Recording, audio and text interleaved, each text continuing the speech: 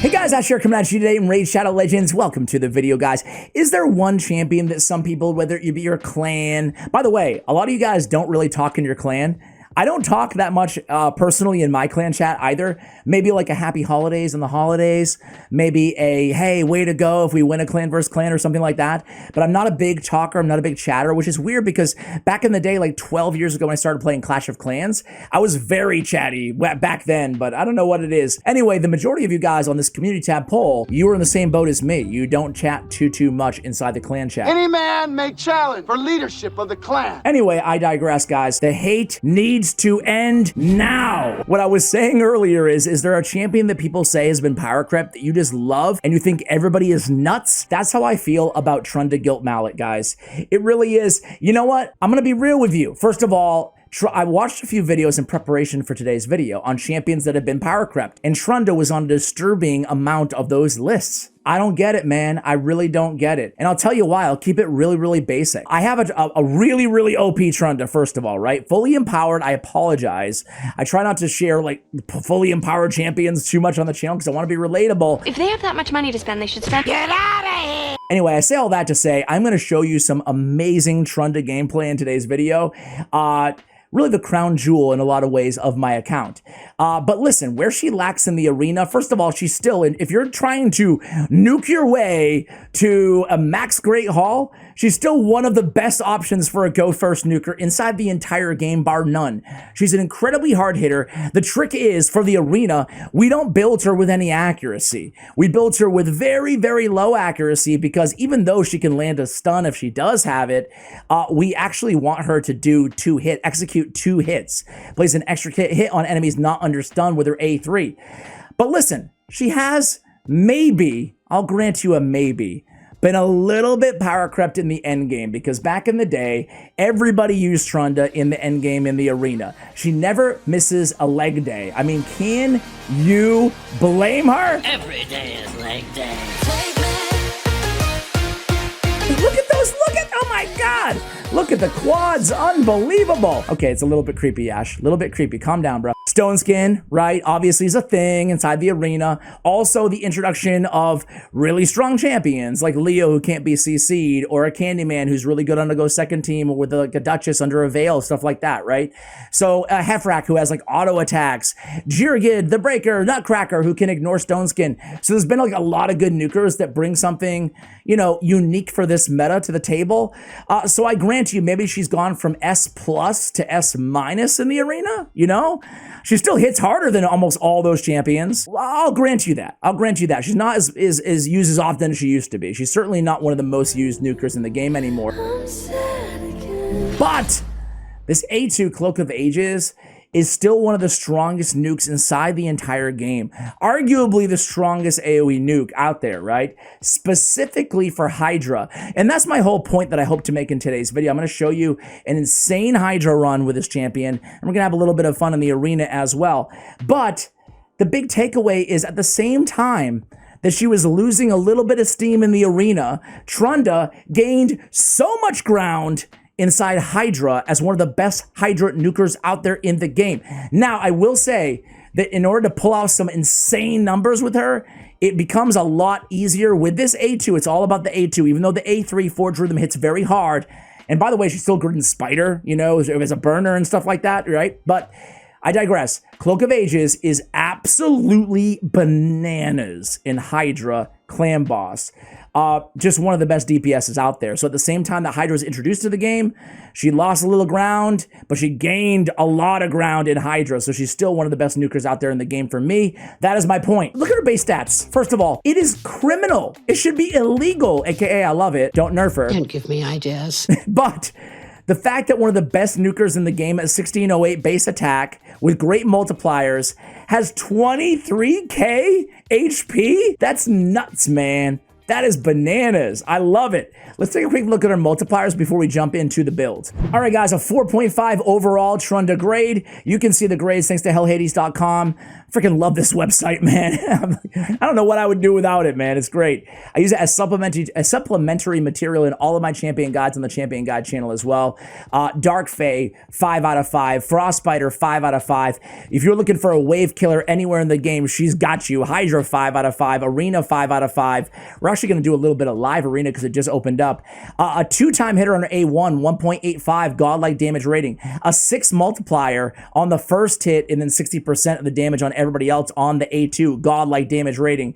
And a 3 times 2 on the A3 without the accuracy for another godlike damage rating. I gotta say, on the A3, it feels like way more than a 3 multiplier times 2. It feels to me like, I don't know, a 4, a 5 multiplier times 2. Keep in mind, she does have high base attack as well, though. Let me show you the build on my fully empowered Trunda. Ooh, I love this champion, man. She's still got it to me. I don't know about you guys. If you disagree with me, let me know. She's a classic skin Trunda, Ice Drake skin Trunda, and then, ooh, Incinerus skin? I don't have this one. Get skin. Of course, you can't be acquired. Dude, that is a sick, sick skin. Hello. Why, who goes there? I don't talk like that. That is a beautiful skin. But I like the Ice Drake too. I really do. Oh man, they need to put out more skins, I feel like, in this game. I dig the skins, and I'm not usually a skin guy, you know, when it comes to games. I usually don't get super excited about it, but they kill it with this stuff. Anyway, I digress. Check this build out, man. I got her in Savage and crit damage. Total stats, 8,000. We're just going to call it 8,000, guys. Just pretend it's 8,000. On the base attack, 101, 337 crit damage. Is she the world's strongest Trunda? Nah, but she's up there. She really is. Hey, you know what? Yes, I do. Can get a little bit extra attack. That's going to put us right over the top, guys. That's going to put us right at the 8K mark on the base attack. Yes, there we go. There we go. All is right in the world. 8,017. We have obviously crit damage on our gauntlets. We have attack percentage on our chest. And we have attack percentage with a trip crit damage roll. With attack percentage, 80% crack. Look at these boots, man. Savage, no less. Definitely some of my best gear on the account on Trunda. As I mentioned, we do have attack, obviously, in crit damage and attack on the ring. I do have cruelty on her for a blessing. And then I have Helm Smasher as a tier 6 mastery. Ruthless Ambush, bring it down. I guess those would be the important ones. Getting those retribution procs on counterattacks is really, really nice as well. Keep in mind, we don't want accuracy, but because of, let's see, Empowerment, 55, Faction Guardians, 30, Affinity bonuses, 80. I can't get away from the accuracy here, right? So I have her as low as I, for the most part, as I possibly can. Let's go ahead. I said live arena, man. Let's do it. I am going to draft me some Trunda Giltmallet. Let's see what we get here, guys. Okay, guys, we got Park here, going against Park. It's been a while. I got to be honest with you guys. I have not played live arena in a while. I really haven't. I've just been enjoying like building different champions on my Champion Guide channel and PvE content.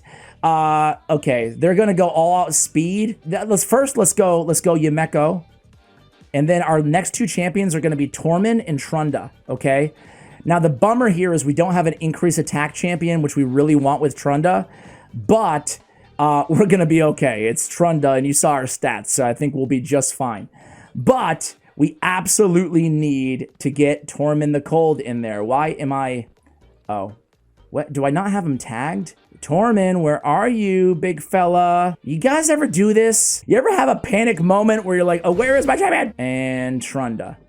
He's not going to ban Trunda. I can guarantee that. He'll probably ban Tormund or Yumeko. He might win because if he can go first, he's gonna have a. I'm gonna ban Arbiter. Wow, he banned Siffy. I think that's a big mistake, guys, but we will see. Let's go with. Let's just go with defense. So you're gonna see a big Trunda nuke. Get ready. I have to say that live arena for me, I still am kind of wondering how to make very compelling live arena content. There's so much downtime. Now that we banned Arbiter, we got a chance to hop in line with Yumeko, so it's basically game over here, which is beautiful. All right, what do you got for me here, guys? Nishat comes in, lands a couple bombs. Now, this is kind of a shame here because we are actually not even going to get a chance to see Trunda nuke because Harima is going to finish everybody off right now.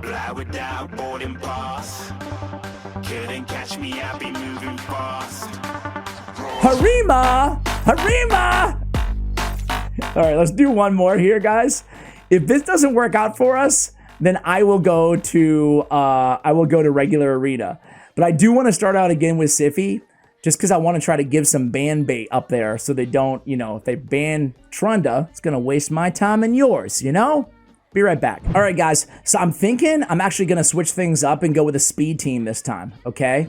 So I'm going to go with Trunda, and I'm going to go with Trunda and Yumeko. Trunda and... No, I can't go Yumeko. I shouldn't have gone Kaimar. I need 2 nukers. He goes Yumeko. Boo! And Rotos. We don't like that at all. I really needed Yumeko, man, because she has all my good speed gear on her. But anyway, let's still have some fun here. Let's go Trunda, and let's go. We got a lot of speed on the squad. Harima did pretty dang well last time. Let's go with Helicath. Use him as a kind of a secondary nuker on the team. So I'm very worried here because I should have gone Yumeko. My Arbiter's not as fast as my Yumeko. Either that or they're very close. So it's a little bit of a haphazard kind of configuration here, but we might still win. We'll see. And then we're just going to go ahead and ban Yumeko, and let's do the damn thing here. Don't you dare get rid of my Trunda, man. Don't ruin it. Don't ruin it.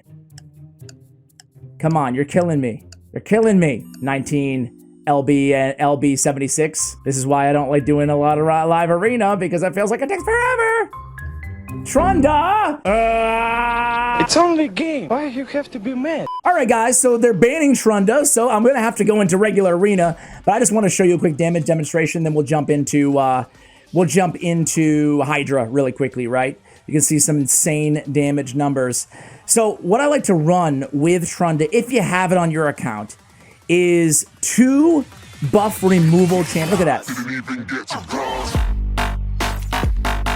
153k times 2. Wow. Big nukes.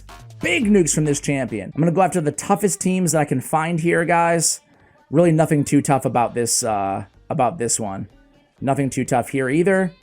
Here we go. Nope. Can't go against Tormund. Finally see a tough team. Okay, a tanky team with Morton Macabre is going to work fine. Such big news. But yeah,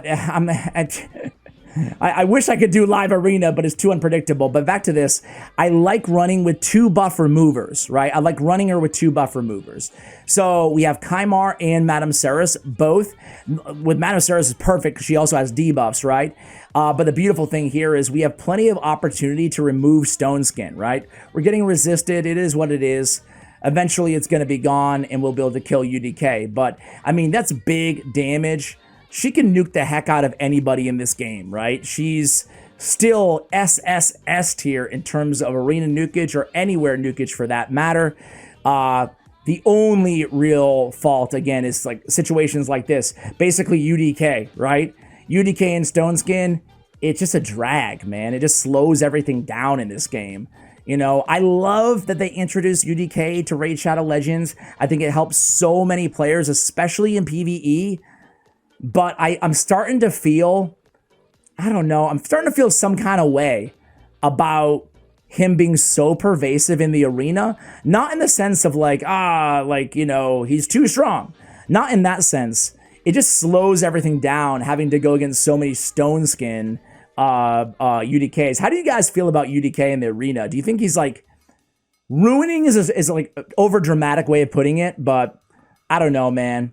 I'm starting to think it's not a great thing for the game. It's like so much UDK, right? Because it just slows everything down. Look at those numbers, man. I'm trying to pick the tankiest teams I can find here, and no one stands a chance, to be real. I am not like anywhere near, you know, I'm gold 5, right? But let me just try one more team and then we'll jump into it here. So another tanky team, Sun Wukong, Python, UDK, etc. I mean, but like, granted, she's in insane gear. I mean, Guilty as charged there. But look at this. Stone Skin, Stone Skin, Stone Skin. Get 1 shot. We don't remove any, of course. 2 shots. Remove 2. And Polymorph. Okay. Let's get rid of those 2. Or whoever. Not too bad there, right? Now we can just turn meter fill. Come back around. Turn meter fill. Come back around. Come in here. Now check this out. We can go, we have so many moves that we can do, but keep in mind with the A2, it would be taken by UDK, so we do not want to use the A2 against UDK. We're just going to go ahead and nuke the heck out of everybody anyway. And keep in mind, Force Affinity, we're still doing a ton of damage to them. So I don't know what it is, but a champion like Trunda, it feels like I just get weak hits so less than some of my other nukers. I know that's so weird and anecdotal to say, but I've always felt that way about her, that she just doesn't get that many weak hits. Speaking of which, she gets a weak hit right there. That's the problem with the A2. I should say weak hits with the A3. It doesn't feel like she gets. But the A2, if she goes against Force, that's exactly what's going to happen, what you just saw there, right? And that is part of the reason why we're seeing a little bit less Trunda in the arena. Stone Skin and this guy right here, UDK. Hopefully they don't get back to their revival by the time that we get through. Let's see. It doesn't really matter, right? Because we have things on lockdown. It's just a matter of time. Just a matter of time. A little Randy Travis for you guys out there. All right. It's a pretty good... I'm not like a massive country fan, but Randy Travis, Matter of Time. Pretty good song. Pretty good song. All right, here we go. Old school. Gotta like that kind of stuff. All right. Can we get that nuke, Trunda? Are you ready, Trunda? Oh, man, 1 turn away. Let's get rid of their reviver, hopefully. Aha! Darn it! This team, are they ever gonna die? Sun Wukong, you know how he is, man. Just keeps coming back to life, back to life, back to life. I live, I die, I live again. All right. Get some more, get another polymorph. Oh, my word. This is why. Okay, here we go. Everybody toast?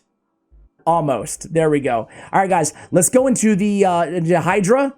See what she can do. Let's get ready for some insane damage here. Be right back. All right, guys, so here's the squad that we're going to highlight today. We have Gerptuck Mossbeard. He's going to give block buffs, but also he's going to give the extra damage vis-a-vis the poisons to Trunda.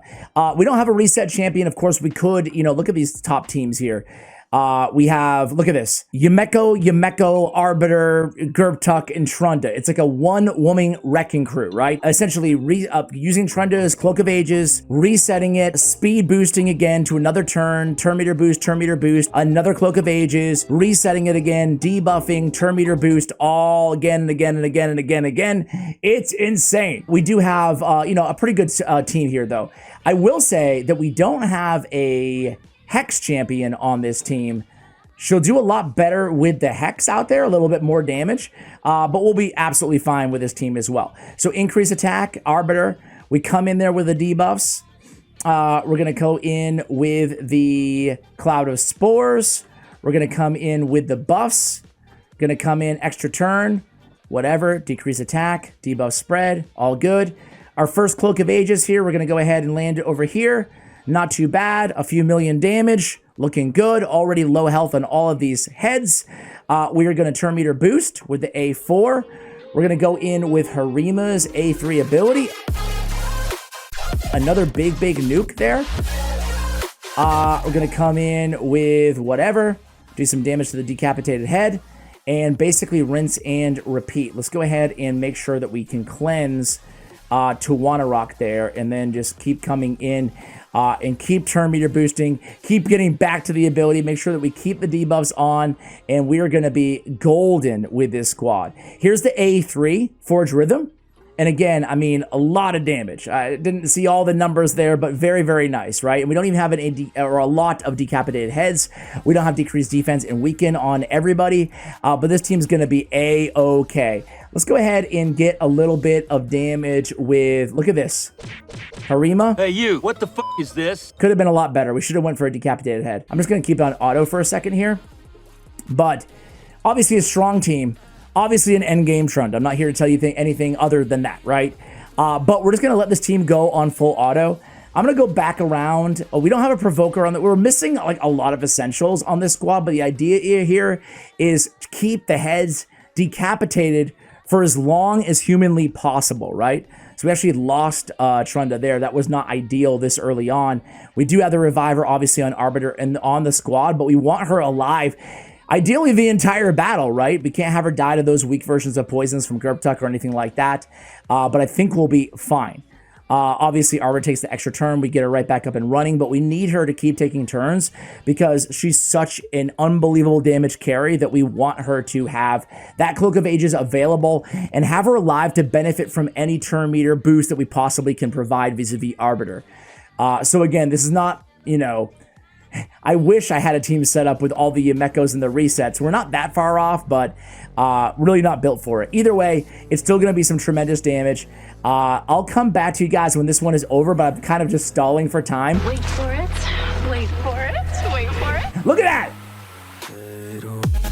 Woo! That's what I'm talking about. That's what I wanted to show you guys. Now, that was insane damage, guys. Did you see those numbers? I didn't even see. All I saw was our total damage bump up by, I don't know, close to 10 million. I didn't see exactly where it was. You guys can rewind. I can't, right? But that is what Trunda is all about. Now, hopefully she can come in with Forge Rhythm right now. Yep. Boom. Another few million damage. No big deal, right? No big deal. We didn't have all the debuffs up there. But that is the magic of Trunda and Hydra, guys. You saw it with your own eyes.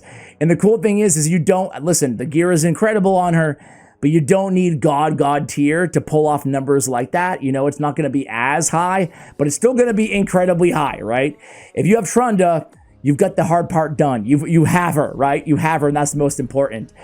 So, guys, I will come back at you guys, as I mentioned, at the end of this Hydra battle. Be right back. All right, guys, so I stepped out, and unfortunately, Trunda has been eaten. She's been consumed. So we're going to end the battle. I know I can do better than this, as crazy as that is, because we're at 200 million damage.